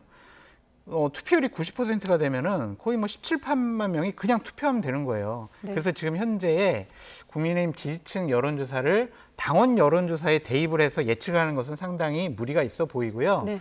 현재의 여론조사와 당원들의 투표를 보면 홍준표 후보가 국민의힘 후보가 되더라도 하나도 이상하지가 않고 윤석열 후보가 국민의힘 대표 후보가 되더라도 하나도 안 이상한 지금 누가 돼도 하나도 안 이상한 그런 상황으로 예측 불허의 상황으로 가버렸다라고 말씀드립니다. 네, 알겠습니다. 다음 이 시간에 두 분을 만나면 이제 국민의힘 후보는 확정이 돼 있을 테니까 또 추후 또 얘기를 나눠보도록 하겠습니다.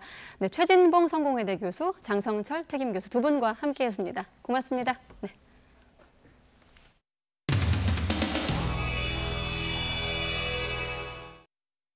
안녕하세요. 안녕하세요. 네. 오늘은 이게 뭐지? 오각 테이블로 해서. 네.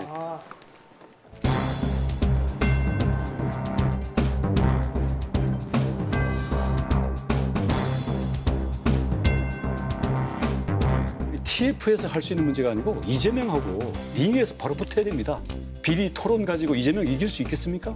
나는 그것만으로 대선 안 합니다. 아니, 1대1. 예. 옛날에 이명박 대선 때는 BBK 그 하나만으로 대선 치르려고 민주당이 덤벼들었어요. 근데 그거 가지고 대선이 됩니까? 윤 후보님 요즘 뭐 내가 참 언짢겠지만 상구팔이라는 후보라는 그 이야기 들어보셨죠? 20대에는 3%, 30대에는 9%, 40대에는 8%.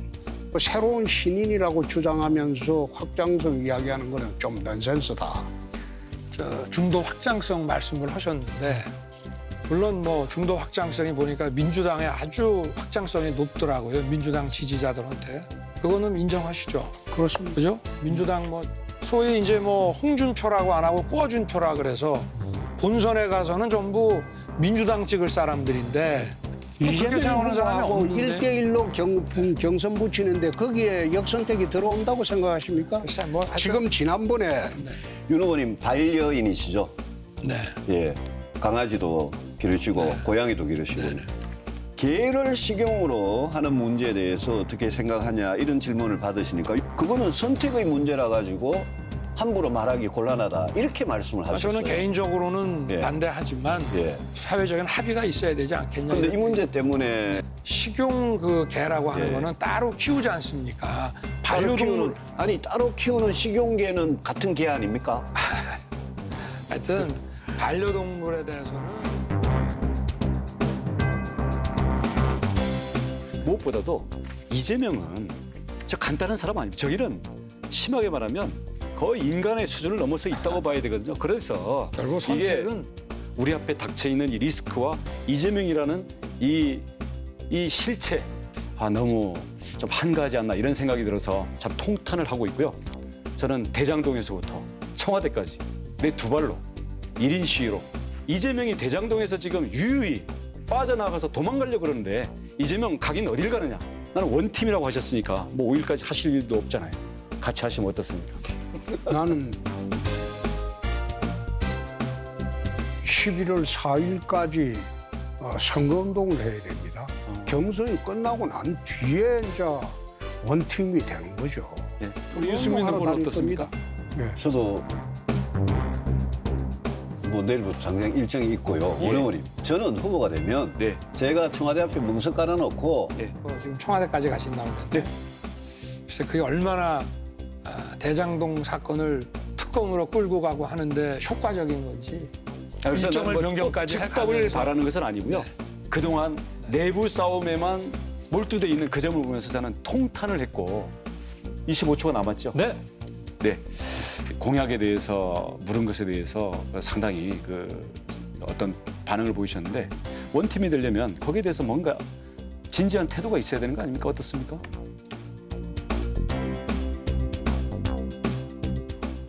시간 다 됐네요. 말씀하십시오. 시간 다 됐어.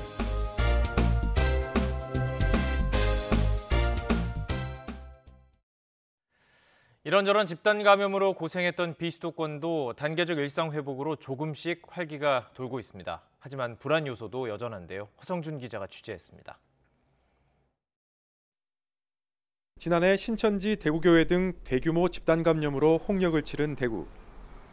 자영업자들은 2년에 가까운 시간 동안 길고 긴 어둠의 터널을 지나왔습니다. 이제 단계적 일상 회복 조처가 본격적으로 시행되면서 조금씩 희망의 싹을 틔우기 시작합니다. 코로나 사태 이후에 매출이 50%가 떨어졌어요. 근데 인원이 그래도 조금씩 풀리면서 매출이 조금씩 올라가고 있는데 좀 더 큰 기대를 하고 있고 크리스마스나 신년 그리고 할로윈 이런 행사들이 여러 개 겹치니까 우려가 되긴 하는데 저희 입장에서는 자유롭게 다닐 수 있으니까 그런 부분은 좋죠. 식당과 카페, 노래 연습장 등의 시간 제한이 해제된 데다 비수도권의 경우 사적 모임도 12명까지 허용됩니다. 그간 움츠러들었던 결혼식과 전시회, 박람회 등도 다시 활성화될 것으로 기대됩니다. 작년에도 너무 위축되었잖아요. 코로나 때문에. 그래서 굉장히 걱정이 많았습니다. 그래서 마침 위드 코로나 그게 발표됨으로 해서 아무래도 훨씬 더 완화됨으로 해서 더 자유롭게 관람자들이 많이 올 것 같습니다. 하지만 현실은 녹록지 않습니다.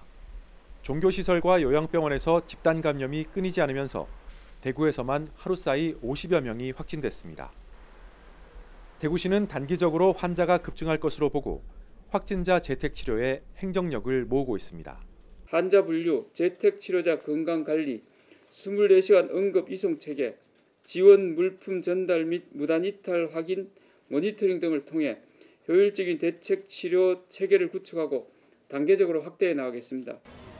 바이러스의 활동이 활발해지는 겨울철이 코앞인 상황에 방역 규제가 단계적으로 풀리면서 코로나19 확산 위험은 더욱 높아질 것으로 보입니다. 방역 당국은 마스크 착용과 실내 환기 같은 기본적인 방역 수칙을 철저히 지키는 것이 일상을 회복하기 위한 첫걸음이라고 강조합니다. YTN 허성준입니다. 세계 각국에서 일상 회복을 본격 시도하고 있지만 중국은 거꾸로 통제를 점점 강화하고 있습니다. 중국은 국제선 항공편을 2%대로 더 줄이면서 사실상 국경문을 닫고 있습니다. 베이징에서 강성훈 특파원의 보도입니다. 재확산의 진원지 네이멍구에 갔던 단체 여행객 중 일부가 출발지인 안후이성으로 돌아왔습니다. 네이멍구의 감염 발생 도시에서 약 2주 동안 격리됐다가 가까스로 풀려난 겁니다. 하지만 안후이성에서 시설 격리를 추가로 2주 더 받아야 합니다. 从饮食隔离点的选择都做了精心的安排，同时我们认真地做好了环境消杀。 네이멍구 어지나치에 갔던 여행객 9천여 명 중 집 근처로 돌아온 사람들은 그나마 다행입니다. 대부분은 네이멍구의 다른 도시로 분산돼 2주간의 추가 격리를 다시 시작했습니다. 就是我们的3区2通道，我们的3区呢是分为工作区，然后我们的消杀区，还有我们的物资储备区。 중국은 외국인의 입국도 더 까다롭게 했습니다. 여름철에 주당 644편이던 국제항공편을 이번 달부터 408편으로 약 37%나 더 감축했습니다. 겨울철에 코로나19가 유입되지 않도록 하기 위해 내린 결정입니다. 이로써 중국의 국제항공편은 코로나19 이전에 2.2%로 떨어졌습니다. 사실상 국경 문을 걸어 잠근 수준입니다. 코로나19 이전에 주 1158편이던 한중 항공편도 현재는 주 29편으로 2.5%만 다니고 있습니다. 중국의 최근 2주 동안 하루 평균 확진자 수는 약 30명, 14억 인구를 감안하면 적은 편인데다 백신 접종 완료율도 76%나 되지만 방역은 강해지고 있습니다. 중국의 이런 고강도 방역 조치는 적어도 내년 2월 베이징 동계올림픽 개최 이전까지는 계속될 것으로 보입니다. 베이징에서 YTN 강성웅입니다. 미국과 유럽연합 EU가 철강과 알루미늄 산업 분야에서 중국을 견제할 국제적 합의를 추진하기로 했습니다. 우리나라에 미칠 여파가 주목되고 있습니다. 김원배 기자가 보도합니다. 미국과 유럽연합 EU는 현지 시각 지난달 31일 공동성명을 통해 양측이 철강과 알루미늄 관세 분쟁을 해소했다고 알렸습니다. 또 양측이 처음으로 탄소 집약도와 글로벌 공급 과잉에 대응할 글로벌 합의를 위해 협상에 나설 계획이라고 밝혔습니다. 도널드 트럼프 전 미국 대통령은 2018년 미국이 수입하는 철강의 25%, 알루미늄의 10%의 관세를 부과하는 방안을 EU와 중국, 일본에 적용해 무역 갈등을 고조시켰습니다. 당시 우리나라는 철강에 대해 25% 관세 부과를 면제받는 대신 수출을 직전 3년 평균 물량의 70%로 제한하는 쿼터를 받아들였습니다. 이 때문에 2015년부터 2017년까지 연평균 383만 톤이던 한국산 철강의 대미 수출 물량은 200만 톤대로 대폭 축소됐습니다. 미국과 EU의 이번 합의는 장기적으로 철강과 알루미늄 생산 시 환경 기준을 강화해 상대적으로 환경 기준이 느슨한 중국산 제품을 배제하겠다는 글로벌 공동 전선을 구축하려는 것으로 보입니다. 미국의 초점은 철강에 대한 탄소 배출 기준을 엄격히 적용해 기준을 충족하는 제품만 미국에 수출될 수 있도록 함으로써 중국을 견제하는 데 맞춰졌습니다. 바이든 대통령은 주요 20개국 정상회의가 열린 이탈리아 로마에서 약식 회견을 자청해 중국 같은 나라의 더러운 철강이 미국 시장에 접근하는 것을 제한하겠다고 강조했습니다. Because the United States and the European Union have reached a major breakthrough that will address the existential threat of climate change while also protecting American jobs and American industry. 미국과 EU는 이번 합의를 계기로 강화된 기준을 만들어 다른 나라에도 동참하도록 유도할 것으로 보여 우리나라에 미칠 여파가 주목됩니다. 발디스 돈브로우스키스 EU 무역 담당 집행위원은 취재진에게 생각이 같은 나라들의 이 합의에 참여하라고 초청할 것이라고 말했습니다. YTN 김원배입니다. 단계적 일상 회복 추세에 맞춰 DMZ 비무장지대 부대들을 대상으로 한 정전협정 교육도 재개됐습니다. 유엔군 사령부는 코로나19 확산으로 중단됐던 DMZ 일대 부대들에 대한 정전협정 교육을 완전히 재개했다고 밝혔습니다. 유엔사는 교육팀이 지난주 강원도 고성의 DMZ 부대들을 방문해 교육을 진행했다면서 투명한 정전협정 이행을 위한 이 같은 교육이 앞으로 계속될 것이라고 덧붙였습니다.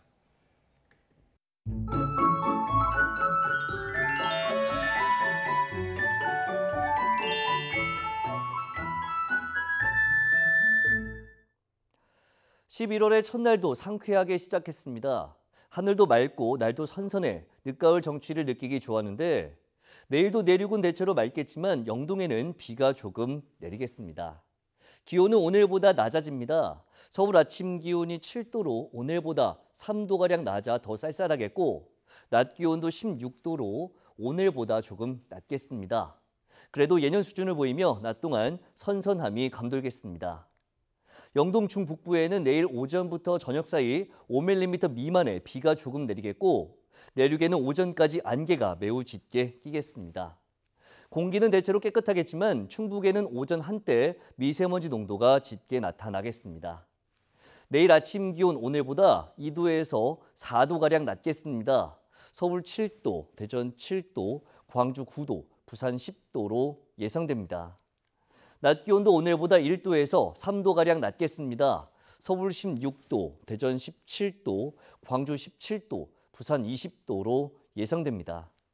주 후반으로 갈수록 기온이 조금씩 오르겠고 일교차는 계속해서 10도 안팎으로 크게 벌어질 전망입니다. 날씨 정보였습니다. 이상으로 YTN 뉴스나이트 마치겠습니다. 네, 저희는 내일 다시 뵙겠습니다. 고맙습니다.